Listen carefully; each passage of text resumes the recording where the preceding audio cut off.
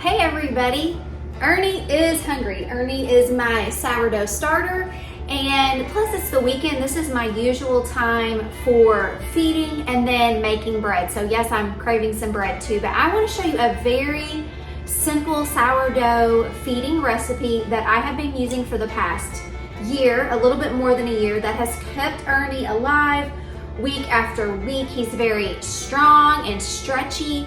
Okay, so let's get right into feeding Ernie so that I will be ready to bake with him tomorrow.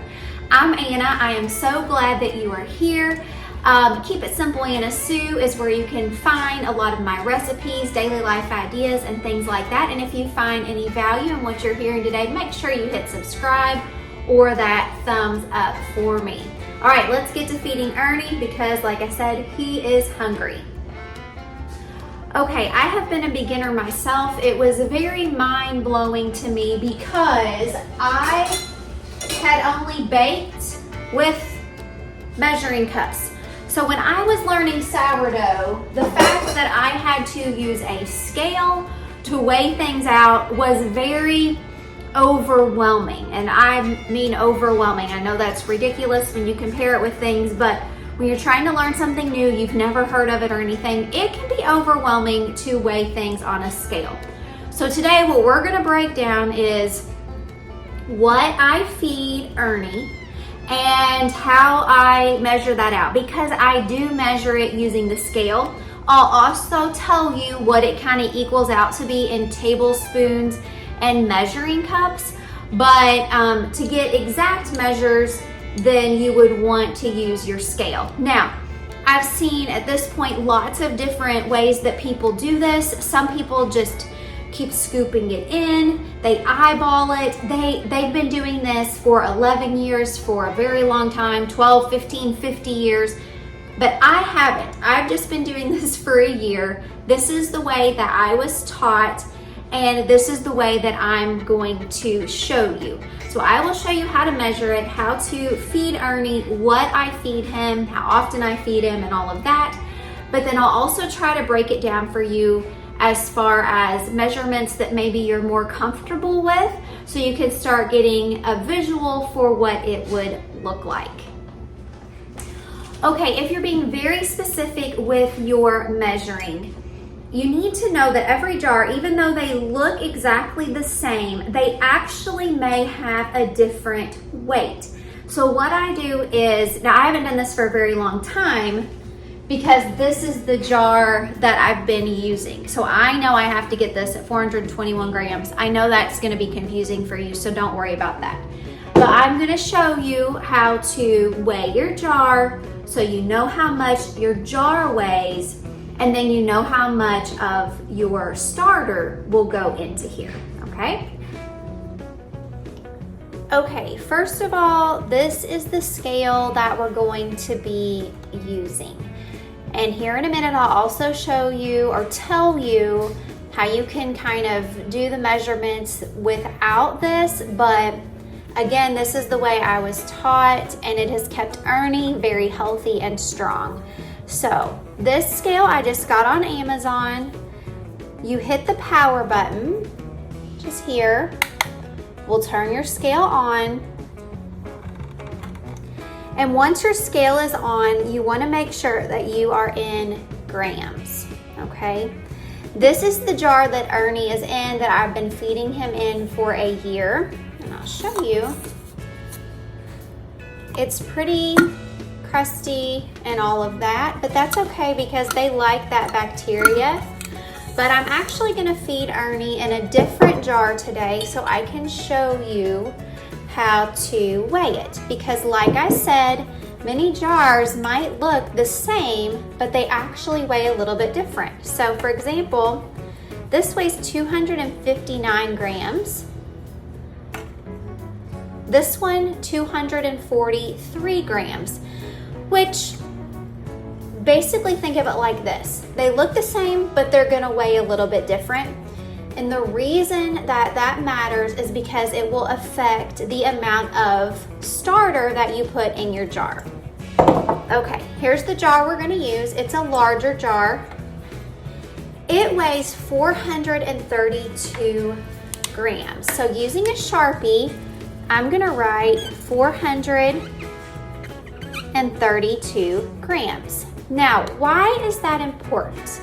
It's important because I know that I'm going to be feeding Ernie, well, I know that the amount of starter that I want in here is 25 grams.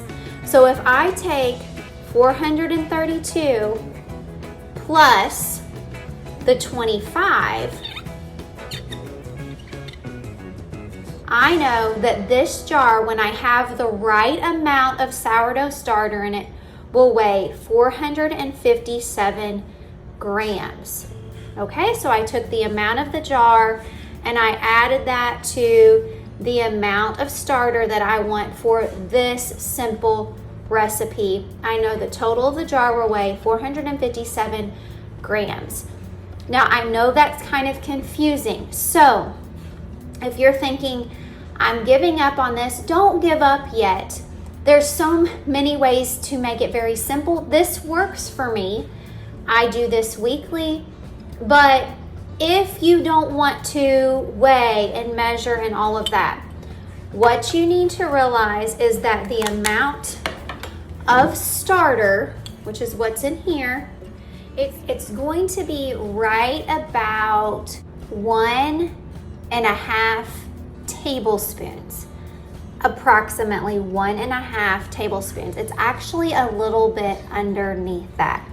Now, right now, since nothing's in my jar at all, I can just tear it down, which means I hit the power button and it resets to 0. Okay, that's important because I'm going to be taking from this jar and adding in some starter till it gets to 25. Okay, so I just add this in and I watch and see. That says 22, so that's very close.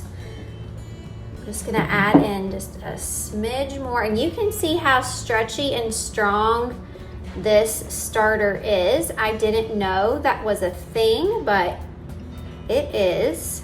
This might be too much. That's at 27. Now, I've been doing this enough now that I'm not worried that that's going to ruin everything, but for the purposes of this, I will take out a little bit. And then actually, I just noticed there's some water in here from where I cleaned this jar earlier. So I'm going to make sure that I literally just rinsed it out. So I've got to get rid of that extra water in there, but we're gonna leave it like that for a second.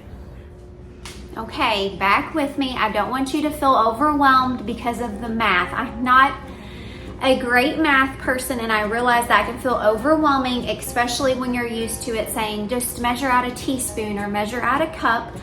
So let me explain again why we're looking at that math, but then also another option, okay? 2 reasons, sorry. This is the new jar. And it really doesn't matter when it's brand new because I'm just adding it in from 0. So I know I need that number to equal 25 because my recipe is 25.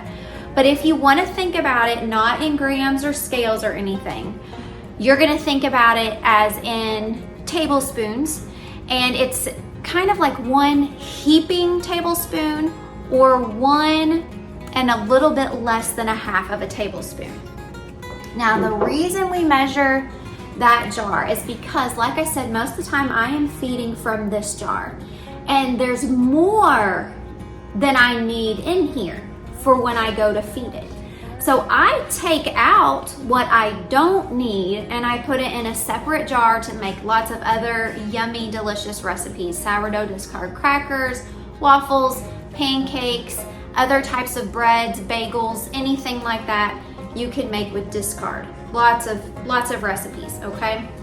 But if I didn't know how much the jar weighed by itself, because when I weigh this, it's weighing everything. It's weighing the jar and the food, weighs it all together. So to get it to where there's only 25 grams of food, I have to know the weight of the jar plus the food, or the weight of the jar at the very beginning of measuring, so that when I take out the food, so I'll just take it out, put it in a separate jar, I know that 25 grams of food has to be left inside of the jar. I'm sorry, I know that's confusing. It does get easier with time. So for me, the measurements aren't even on here anymore. They have like been rubbed off. I know that by the time I take out the food, this jar has to weigh 421 grams. Don't use that as the measurement for your jar because, like I said, your jar might look exactly like this one, but it could be differing by a good 20 grams. You can eyeball it. You can even look in here and say, okay, there's quite a bit of starter. You know, I'm gonna maybe just add in half a cup of flour, pour in some water, mix it around till it looks about right for me. I know there are people who do that. That's okay, but this is what I'm gonna be showing you today. All right, so back to what we're doing, which is we have our jar, we have the 25 grams in it. So now what we're gonna do is add in our water, because basically you're feeding it with water and flour. It's a very simple food. It's water and flour. It's just the numbers that make it seem very much overwhelming. Okay, let me show you this next part. Okay, we have our 25 grams of starter, which we know is about a huge heaping tablespoon, or a tablespoon and a little less than a half of another tablespoon. This right here is the flour mixture that I feed my starter with. When I say mixture, I'll link the video in the cards above of what I mix. I mix a little bit of rye with a whole lot of bread flour, gives it a really hearty meal. That's what this is. But I know there's lots of different things you can use. That's just what I use and what works for me. Gram wise, this is 125 grams. I measured this out in grams, but I wanted to show you in cups so you don't feel overwhelmed. Cup wise, it's a little over 3/4, but not quite to 1 full cup. So that gives you a general idea of how much you're gonna put into your jar with your starter. But let me show you how to do it with the scale. Okay, I just wanna show you how to do this with the scale. I'm gonna tear it down again, which means I push the power button. It takes it to 0. We start at 0 so we know how much we're adding to this. For this simple sourdough feeding recipe, we use 125 grams. So I'm gonna just use the spoon to add it in, and we'll watch the scale until it gets to 125 grams. Again, measuring cup wise, it was a little bit over 3/4 and not quite 1 cup. So I do think that you can get by with being off a little bit, but I know there are people who have the healthiest starters and the best bread, and they use this sort of system. Okay, right there's at 125, and I still have just a little bit in my measuring cup, but I'm gonna go ahead and put that in. That took it to 126 grams, okay? Now, all we're doing is taking our starter, mixing in some flour and some water. So now we need to go get our water. It has been recommended that you use filtered water. I have been using the water out of my kitchen sink for the past year. Ernie is still alive, so I'll just tell you what's recommended. It's the filtered, but I will also tell you that Ernie's still alive after using the water from my kitchen sink that has no filter or added filters on it, okay? Well, in my haste to over-explain and simplify this video, I forgot a very basic step that I always do, which is I always add the water in before the flour. So we're getting ready to see if this works. It's just something that I've always done because it mixes so much easier, but I think we'll be able to still mix it fine. Okay, I measured out 125 grams, and I will show you how to measure that out. But for the sake of simplifying things, this right here, we're looking at a smidge over a half a cup. Isn't that crazy that 125 grams of flour took up, 3/4 to almost a cup space, but then that same amount, 125 of water is less. So it just goes to show you the difference in those. So thinking at it from a simplistic thing, now you can think of, a huge heaping tablespoon or a tablespoon and almost a half of starter. Then you've got your 3/4, almost 1 cup. So I think you could go with 1 cup of your flour and then a half a cup of water. And you're just mixing those together, lightly covering 8 to 12 hours. You really don't want to go more than 8 to 12 hours. Oh, sorry, you can go more than 8, but not typically more than 12 because it's kind of over growing, fermenting. I'm sure those are not the right words, but this is for beginners. So let me show you how to measure this in. We'll stir it around, and then I'll try to go through any kind of like frequently asked questions too, or questions that I had, as a beginner and just kind of being overwhelmed with it. Okay, my scale has shut off while we were talking, so I'm just going to turn it back on.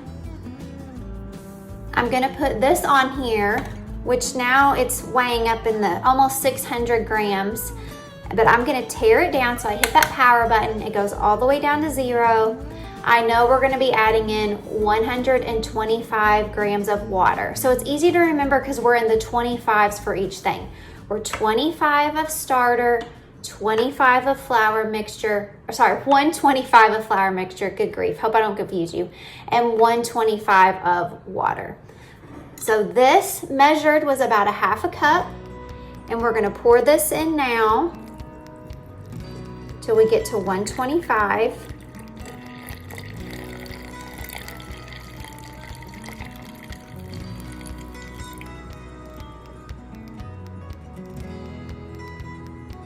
Well, it's showing that we are 1 gram short. I think it's going to be a-okay for that. So now what I'm going to do, and like I said, my mistake, I was just trying to really simplify this for you guys. I don't really need the scale for stirring, so I'm just gonna put that to the side. I really like this. There's small skinny spoons you can use. This, sorry about that. This right here just gets right in to the mason jar for when you need to stir or get your starter out. I think it's made for spreading icing. Somebody got it for me as a gift, and I don't use a lot of things where I spread icing, but I have used it every week since I started with this. So here is our sourdough. Now I'm gonna show you, it's a pretty thick kind of batter is what this looks like. A very thick batter, and it will rise and get bubbly, and it's starting about right here in my jar, but it's going to get up to here in the next 12 hours, and then we'll have something to work with for baking. Okay, I know I said simple. That seemed to definitely complicate things, but as well, I hope that you were able to understand how you can use a scale to help you, how you can also use kind of your eye to get a general idea of what it should look and feel like, and then also how you can use tablespoons and cups to measure that. Okay, we're gonna finish up right over here tonight because this is just where I always leave Ernie so he can relax and eat and grow while he sleeps. I am going to obviously take this out, and I have heard that it's okay to use your hands and everything because they like that good bacteria. So we're not worried about keeping, obviously we're not gonna have dirty hands, but it's okay to have a little bit of bacteria for this situation. I'm just gonna take the lid that goes with this and I'm sitting it on, I'm just sitting it like this, okay? Just very simple, like that. If this confused you, I'm sorry.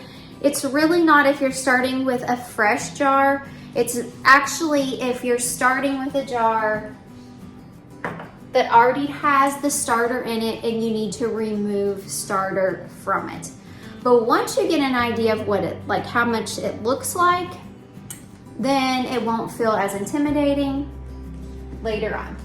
As far as this jar, I'm just gonna put the lid on it. This is gonna go into the fridge and this will become my discard jar where I'll start collecting any leftover starter to make all kinds of delicious recipes. Okay? I think I told you I was gonna talk to you about the food. So let's recap and kind of simplify. Sourdough starters are their own thing. I got mine from somebody. It's a 200-year-old sourdough starter from out far west, way out that way. I can't remember exactly where they said. So it's been around for a long time. It's been living in this house for 1 year. So you have to start with that. You can make your own sourdough starter. I just haven't done it. So hopefully I will and I can explain that. Then once a week before I go to bed, I feed it, okay? I just feed it flour and water. That's pretty simple. It's just we overcomplicate it with the numbers and using a scale and everything, and I did too. I was very much overwhelmed, but you don't have to be. This is a very simple ratio. It's 25 grams of the starter, 125 of the flour, and 125 of the water, and we mix it in. Now, the flour that I use, I store in this container. I do have a video sharing what I mix with this. It's 100 grams of rye flour and 900 grams of bread flour. I mix it together and I just store it in here for whenever Ernie is hungry. So please let me know if you have any questions about this. I'll be happy to help as best I can, or at least, try to find the answer to help you with this, because I don't want you to be intimidated and think there's no way I can do this. There's no way that I don't have time for this. I know lots of men and women in all seasons of life, lots of kids, no kids, you know, in the throes of craziness. They've kept their starter alive. They make bread. They're doing this too. So I want to help. If you're interested in doing this, I love to help you. I love to break it down so it's something that you feel like you can achieve and do. All right, well, if you found this helpful, please hit the thumbs up, hit subscribe for more delicious recipes, daily life ideas, or if you just want to hang out. And I will see you guys next time.